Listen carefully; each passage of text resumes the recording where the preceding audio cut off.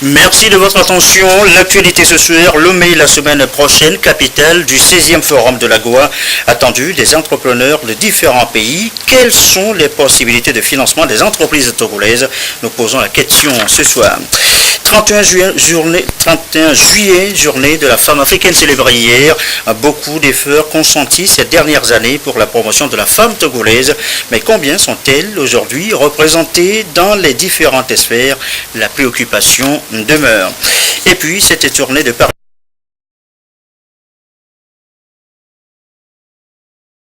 région de la Cara à suivre dans cette édition. Voilà, madame, monsieur le sommaire, bienvenue, bonsoir à tous. La santé d'abord, la santé évoquée en début de ce journal. D'abord, ce constat, les populations de l'Afrique de l'Ouest ont une carence en vitamine A et en fer. C'est ce qu'a révélé une étude et dès lors un projet de fortification en alimentation a été mis en œuvre dans 3 pays pilotes, le Togo, le Bénin, le Burkina Faso. Une expérience apparemment concluante. Aujourd'hui, il est question d'élargir cet enrichissement en vitamines au maïs. Les nutritionnistes en parlent à Lomé depuis ce matin. Entre 2013 et 2014, des études ont montré au Togo la carence en fer affectant 48% des femmes en âge de procréer et 70% des enfants de 6 à 59 mois. Environ un tiers des enfants d'âge préscolaire seraient carencés en vitamine A. Le Togo, à l'instar de 2 autres pays de la CEDEAO, le Burkina Faso et le Bénin, a adopté donc la stratégie d'enrichissement de la farine de blé tendre en fer, acide folique et des huiles raffinées comestibles en vitamine A. Nous fortifions nos aliments à partir des produits locaux. Et l'enrichissement consiste à ajouter les vitamines et les sels minéraux au cours de la transformation. Au niveau régional UMOA, ou bien l'arc CEDEAO, il y a un logotype qui permet de distinguer un aliment enrichi des autres qui ne le sont pas. Ici, des experts en nutrition et laboratoires d'analyse de ces pays vont passer en revue les stratégies de fortification des aliments et définir de nouvelles perspectives pour améliorer la santé des populations les plus vulnérables. Nous pouvons dire que le bilan est encourageant parce que HKI a déjà mené des actions et ces actions feront l'objet de capitalisation et que nous allons faire une mise à échelle. Donc, à partir des actions de HKI, nous allons pouvoir promouvoir ces actions à travers la sous-région. Depuis 2009, la farine de blé qui est produite au Togo ou bien qui est importée est normalement fortifiée, bien enrichie, et de même que l'huile raffinée. Si on manque par exemple le fer, donc le signe que tout le monde connaît, c'est l'anémie. Lors de l'anémie, la carence en fer a d'autres conséquences, notamment sur la croissance des enfants, notamment sur la morbidité. Donc c'est les enfants qui sont, l'immunité est faible, donc qui sont susceptibles de tomber malades. Donc c'est la même chose chez les femmes aussi. Donc avec la CEDEAO, avec ARA, on a décidé d'élargir la gamme des aliments enrichis. Bon, la farine, la question que les gens nous posent souvent, pourquoi on n'a pas choisi la farine de blé, la farine de maïs plutôt, parce que c'est ça qui est plus consommé que la farine de blé. Donc heureusement avec l'appui de la CEDEAO, avec de l'ARA, de Eden Kerry International, on est en train de rectifier le tir.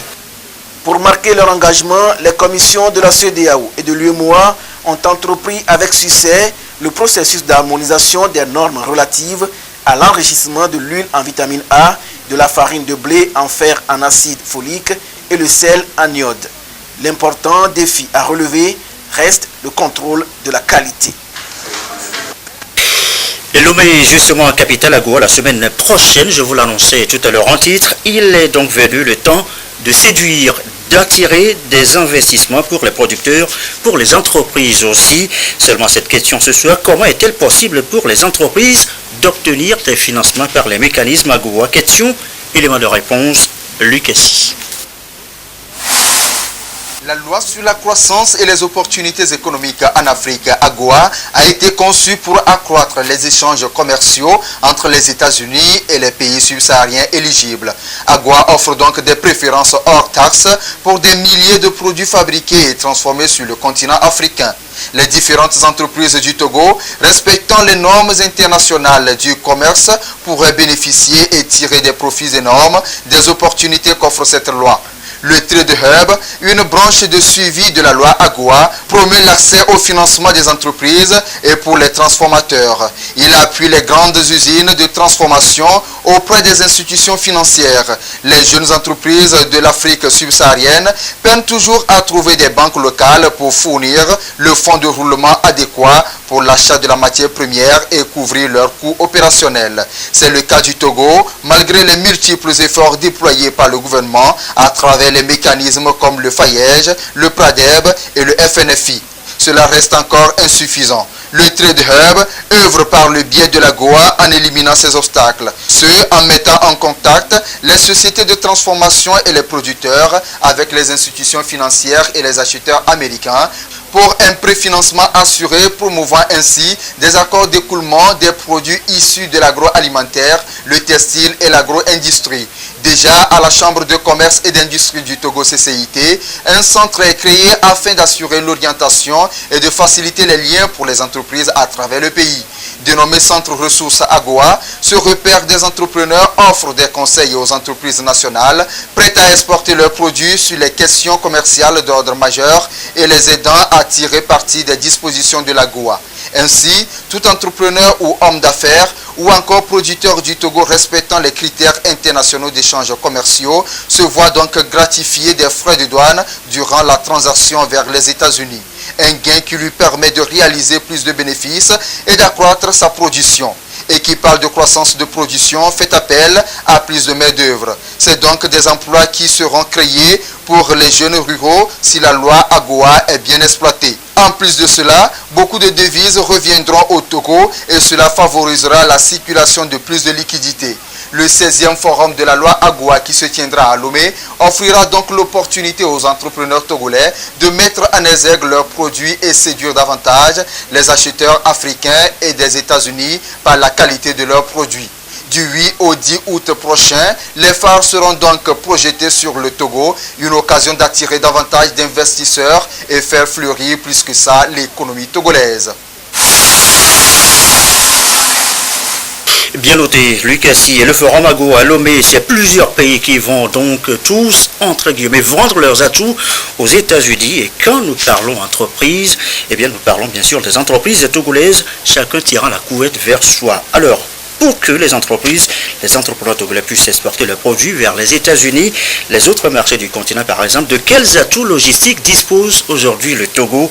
Quelle porte d'entrée sur le continent? L'inventaire, c'est avec Augustin Kossi. Togo dans la dynamique des grandes réformes infrastructurelles et économiques. Depuis quelques années, les choses s'accélèrent avec une batterie de programmes de développement. On parle des travaux d'envergure des infrastructures routières pour faciliter la circulation des biens et des personnes, des infrastructures portières et aéroportuaires qui confèrent au pays une position de hub de trafic tant aérien que maritime. Beaucoup d'efforts ont été faits pour améliorer l'environnement des affaires au Togo. Les formalités de création des entreprises ont été allégées, les coûts ainsi que les délais réduits significativement. La nouvelle AROGA a permis au Togo d'accroître son rayonnement et de jouer pleinement son rôle de hub aérien sous-régional. Un véritable outil de développement économique et social qui draine un flux de voyageurs de 2 millions de passagers avec un fret de 5000 tonnes de marchandises par an. Ces réformes ont permis de repositionner le Togo comme acteur dynamique dans la sous-région, marquant ainsi la confiance des investisseurs. Le Togo tient le cap, bien résolu à gagner un pari, celui de devenir l'une des principales plateformes de services financiers en Afrique de l'Ouest. Le port autonome de Lomé s'impose de plus en plus comme moteur de cette ambition. Seul port en eau profonde en Afrique de l'Ouest et bras de mer des pays de l'Interland, il a subi une toilette infrastructurelle qui fait de lui aujourd'hui la principale porte d'entrée en Afrique de l'Ouest. La nouvelle vision du port se définit par la réalisation de 2 grands chantiers. la construction de Lomé Conteneur Terminal, une darse au port autonome de Lomé de 1050 mètres de longueur, un quai de 16,76 mètres de profondeur pour accueillir un terminal à conteneurs. La nouvelle plateforme permet de faire grimper la capacité de manutention annuelle du terminal dans l'ordre de 2,2 millions de conteneurs de 20 pieds. Et puis, l'érection au sein de cette plateforme portuaire d'un troisième quai figurait dans le plan de modernisation du port autonome de Lomé. Lomé peut alors accueillir des navires porte-conteneurs de troisième génération pouvant transporter jusqu'à 7000 conteneurs de 20 pieds et portant ainsi le volume annuel du port à plus de 1,5 million de conteneurs. Ce troisième quai est équipé de 2 portiques qui contribuent à l'amélioration des performances de manutention du port autonome de Lomé et donne à celui-ci une nouvelle dimension d'un port moderne. Ces chantiers l'ont fait entrer dans le cercle fermé des plus importantes infrastructures portuaires d'Afrique et du monde. La modernisation de ces infrastructures fait du port autonome de Lomé à la fois carrefour international d'échange et pôle d'attraction pour le commerce et l'industrie grâce à une vaste zone franche industrielle. Beaucoup de secteurs, à l'instar de celui de l'hôtellerie, également investis pour que Lomé montre au reste du monde qu'il saura être à la hauteur des grands rendez-vous comme celui du 16e forum de AGOA qu'il abrite du 8 au 10 août prochain. Augustin Kossi qui nous amène également à évoquer ce soir l'import, l'export, comme cela se dit familièrement, le commerce pour être plus précis, il n'est pas toujours aussi fluide. En Afrique de l'Ouest par exemple, il existe toujours des barrières. Comment donc faciliter les choses? Quelles mesures au Togo pour éliminer ces barrières? Voyons cela avec Pierre Tsoupa. Ces dernières années, les réformes entreprises par le Togo dans divers secteurs d'activité apportent un dynamisme dans les domaines touchés. La promotion du secteur privé à travers la mise en route des politiques de facilitation des échanges a influé l'environnement des affaires. Ces réformes vont de la création de l'entreprise jusqu'à l'accord de certaines facilités permettant aux uns aux autres de pouvoir être performants sur le terrain. La création d'entreprises est très facile et aisée aujourd'hui au Togo. En 24 heures, on peut créer son entreprise à travers le centre de formalité des entreprises qui est logé à la Chambre de commerce et d'industrie du Togo, qui est un guichet unique du commerce intérieur qui permet donc à tout opérateur économique de pouvoir créer aisément sa société selon la forme juridique qu'il voudrait. Et le gouvernement aussi s'est appesanti sur l'échange de marchandises, à savoir au niveau du port autonome de Lomé, il y a un guichet unique du commerce extérieur, le Ségus, qui permet de sortir dans le plus bref délai aussi les marchandises, nos conteneurs. Des actions dont la finalité est de permettre au secteur privé d'être plus compétitif, dynamique et de jouer pleinement son rôle, celui du moteur de croissance. Les réformes fiscales opérées, la simplification, la normalisation et l'harmonisation des procédures et documents d'information sur les importations et exportations ont donné des résultats. Plusieurs sensibilisations ont été faites par l'administration douanière OTR pour la mise en œuvre de la CKR au Togo et la mise en place du cadre de partenariat privilégié CPP. Ce dernier vise à accorder des avantages particuliers, notamment la simplification des procédures douanières aux entreprises qui concourent à la réalisation des objectifs de sécurité budgétaire afin de les conduire progressivement au statut d'opérateur économique agréé. Des mesures incitatives sont donc promues pour encourager le développement des PME-PMI, les petites et moyennes entreprises et les petites et moyennes industries. Selon les statistiques, plus de 4000 entreprises créées entre 2015 et 2016. Pour maintenir le cap, on câble sur le renforcement et l'assainissement de l'environnement légal, juridique et judiciaire des affaires au Togo. La Cour d'arbitrage du Togo, par exemple, se trouve être un instrument d'exécution des contrats et de règlement des litiges. Un outil important, tout comme les chambres commerciales modernisées pour permettre aux opérateurs économiques d'avoir un accès plus facile et plus rapide à la justice. Et depuis la mise en œuvre des réformes à ce niveau, les effets indus sont palpables. L'investisseur qui apporte son argent, il faut qu'il soit rassuré que lorsqu'un litige va naître, que la décision soit rendue avec célérité. Pour les hommes d'affaires, le temps, c'est l'argent. La deuxième chose, c'est qu'il ait l'assurance que la décision qui va être rendue sera rendue selon les règles de l'art, conformément à une jurisprudence donnée. Donc ce ne serait pas une décision au hasard. Il peut lui-même prévoir l'issue de son procès. Et troisièmement, c'est que la décision sorte, qu'il puisse avoir accès à cette décision et l'exécuter. Les professionnels du secteur ont vu leurs compétences renforcées et améliorées avec des résultats réels. Le commerce encore, le commerce des produits pétroliers. Il semble qu'il y a beaucoup de fraudes dans le secteur, des fraudes qu'il faut savoir déceler. Et c'est justement ce que les agents OTR apprennent depuis ce matin, les techniques en matière. Justement, à Malin et de midi, ton Serge Tassom, Gérald Agoudou. Dans le circuit commercial des hydrocarbures, de l'état de matière première brute à la pompe, en passant par la raffinerie, le service est parfois entaché des irrégularités. Manque d'équilibre entre le prix et le produit fourni aux demandeurs. Le fait que des agents ne puissent pas être en mesure de contrôler peut permettre à des agents, à des sociétés de pouvoir éventuellement se livrer à la fraude. Et étant donné que nous nous situons sur une grande échelle en ce qui concerne les sommes impliquées, la fraude a évidemment un impact considérable sur l'économie. C'est-à-dire que c'est un manque à gagner si on n'arrive pas à contenir ou à lutter efficacement contre la fraude.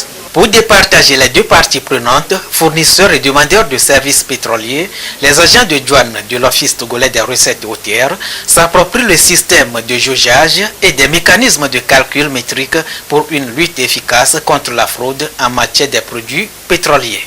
C'est juste la mesure de la quantité stockée, une quantité de produits stockés, en l'occurrence les produits pétroliers. Évidemment, cette formation va leur permettre de maîtriser les systèmes métriques. Les systèmes métriques qui permettent de convertir un liquide, lorsqu'on dit mètre cube, ça correspond à combien de litres. Ça leur permettra également de contrôler, voire d'inspecter le chargement, le déchargement, voire le transbordement des navires et le transfert de ces liquides-là dans les bacs.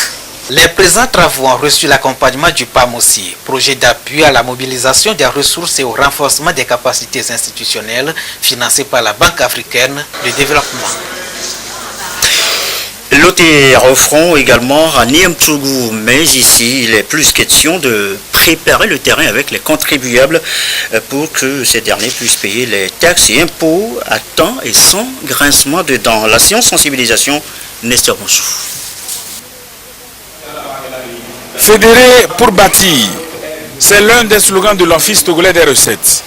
L'OTR mène depuis sa création des campagnes de sensibilisation afin de se faire connaître davantage des populations et avoir leur adhésion pour aider l'État dans la construction du pays.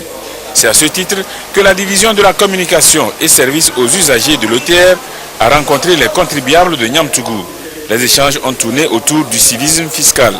La question fondamentale, c'est comment et pourquoi payer l'impôt. Cela nous a amené à parler des procédures de paiement des impôts, des échéances, mais également des facilités offertes par l'Office togolais des recettes aux contribuables pour le paiement de leurs taxes et impôts. Par rapport à la douane, il a été largement question des procédures de dédouanement de motos. Lumière a été faite sur l'impôt sur le loyer. Lumière a été faite également sur la différence entre l'impôt, qui est une contribution du citoyen aux charges de l'État, et la taxe municipale, qui est une redevance de l'opérateur économique pour l'occupation de l'espace. Et cette redevance, elle est payée à la collectivité. Certains avaient des préoccupations par rapport aux différentes opérations de l'OTR, ils ont pu les exprimer. Si nous prenons au niveau de la TVA, moi je suis au réel avec TVA. Mes concurrents qui sont sur place ne sont pas peut-être au réel avec TVA. Moi je me trouve dans l'obligation à chaque 15 de présenter la TVA que j'ai eu à acheter ou à collecter. Donc je dois obligatoirement présenter mes achats qu'il a effectués. Ce qui fait qu'au niveau de mon concurrent, lui il a acheté ça peut-être venant du Ghana, où le commerçant qui lui a vendu, il n'a pas exigé de facture, il n'a rien à donner. Donc ce qui fait que lui doit vendre plus bas que moi. Par rapport aux états financiers, je demande simplement qu'on rende ce document plus simple, d'une manière qu'un simple commerçant, quelqu'un qui a eu le CPD, puisse comprendre. Ce qui est fait, il faut avoir fait la comptabilité avant de comprendre. C'est la troisième fois que la division de la communication et services aux usagers de l'OTR sillonne le pays pour une campagne de conscientisation des citoyens sur la nécessité de payer l'impôt. Elle espère toucher un plus grand public pour pouvoir inverser la tendance, celle de voir le contribuable aller payer ses impôts sans être forcé. La fiscalité encore, direction maintenant la Gambie. Nous sommes là à l'étranger avec l'introduction, le maintien de la TVA justement sur le marché gambien. Une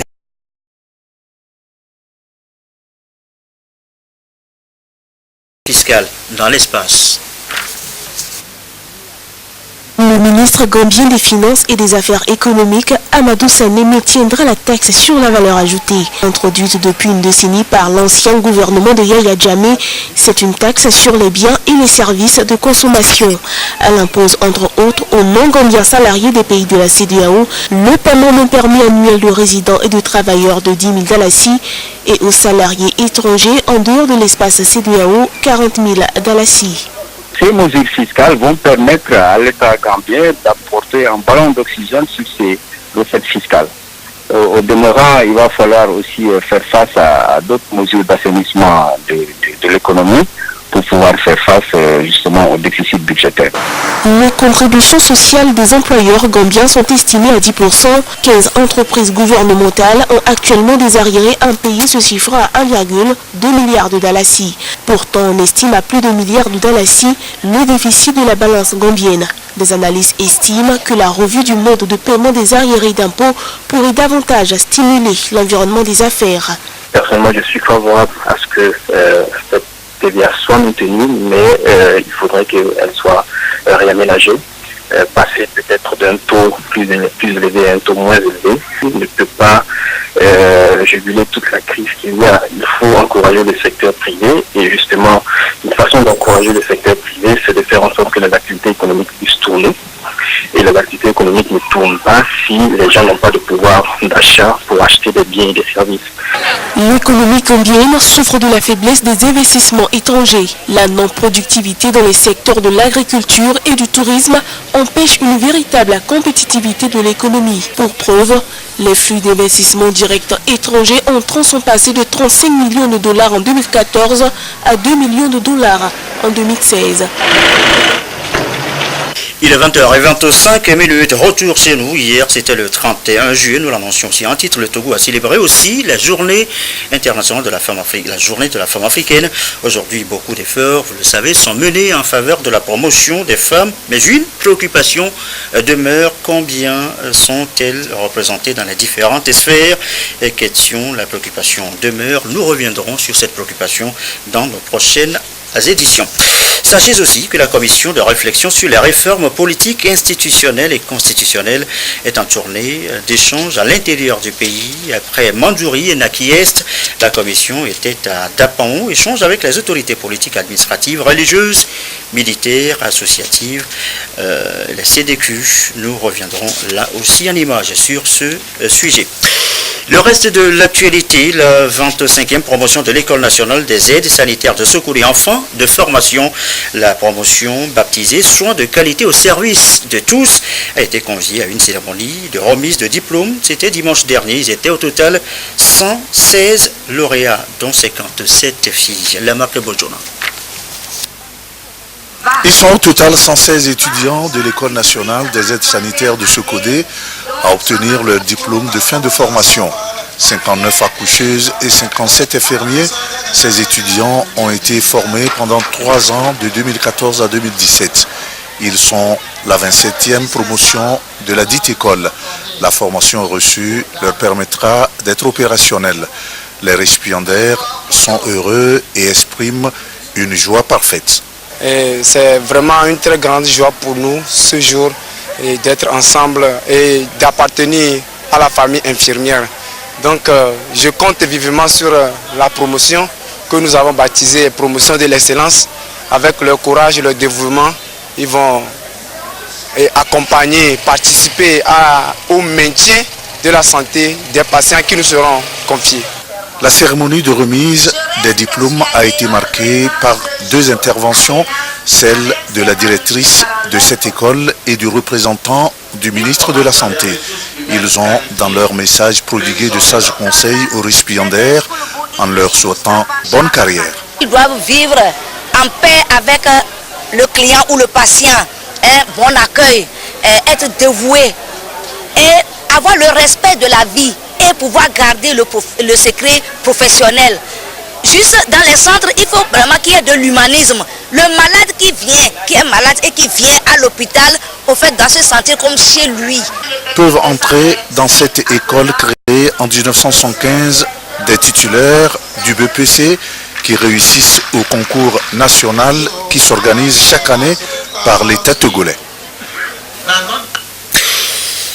Combien de sites touristiques avons-nous aujourd'hui au Togo? Question aux parlementaires. Une commission fait actuellement une tournée d'inventaire, de recensement d'ailleurs à l'intérieur du pays. L'étape de la région de Kara, c'est avec Nestor Moussou. Les députés, membres de la commission éducation et développement socio-culturel à la découverte des sites touristiques de la région de la Kara. Le paysage pittoresque de Tchare a constitué la première curiosité qui a attiré la délégation parlementaire dans la Kosa. Les populations de Tchare détiennent un savoir-faire en matière de pavage à partir des morceaux des objets en terre cuite. Les membres de la commission éducation et développement de l'Assemblée nationale ont pu s'en apercevoir. Tchare est surtout une localité reconnue pour sa forge. D'ici, des instruments de travail sont fabriqués et distribués ailleurs. Aujourd'hui, les forgerons sont confrontés à un problème, celui de la pénurie de la matière première. Actuellement, ce qui nous gêne, et je peux dire que c'est le problème de fer et de charbon. Pourquoi? Le fer est en finition. Le gouvernement nous interdit d'acheter les traverses des rails. Ensuite, le charbon, la coupe de bois anarchique, les eaux forêts ne nous laissent pas. Et le coût du charbon, actuellement, un sac coûte 7 500 en allant. Pour obtenir une jante d'un gros camion titan ou 10 tonnes, c'est à 12 000 francs. Le coût est trop fort. Autre site touristique visité dans la Kosa, le parc animalier de Sarakawa. D'une superficie de 427 hectares, cette réserve abrite 12 espèces. La tournée de la commission de l'Assemblée nationale s'explique par la volonté des élus du peuple de répertorier les sites en souffrance en vue de faire un plaidoyer auprès du gouvernement pour les revaloriser. C'est une mission de l'Assemblée nationale, une mission de collecte d'informations sur les sites touristiques de notre pays. Collecte d'informations concernant les réalités des sites, leurs atouts, les difficultés, afin d'élaborer un document qui nous servira de document de plaidoyer à l'endroit de l'exécutif, afin qu'il puisse prendre les dispositions nécessaires pour la sauvegarde et la promotion de ces sites. Par ailleurs, nous avons une autre mission, c'est une mission de sensibilisation. Parce que généralement, nos populations ne comprennent pas l'importance de ces sites-là. Nous avons le devoir de leur faire comprendre de la nécessité de préserver ces sites parce que c'est des sources de recherche. Farangé dans la Bina, les Oufounou de Nangbani à Bassa et Koutamako à Nadoba dans la Kéra sont les autres localités et sites touristiques visités par la Commission éducation et développement socio-culturel de l'Assemblée nationale dans la région de la Kara. Et voilà, donc c'est par ce voyage touristique que se referme cette édition du soir. Merci à vous qui nous suivez encore ce soir sur la télévision togolaise et comme d'habitude et toujours fidèlement. Très belle soirée.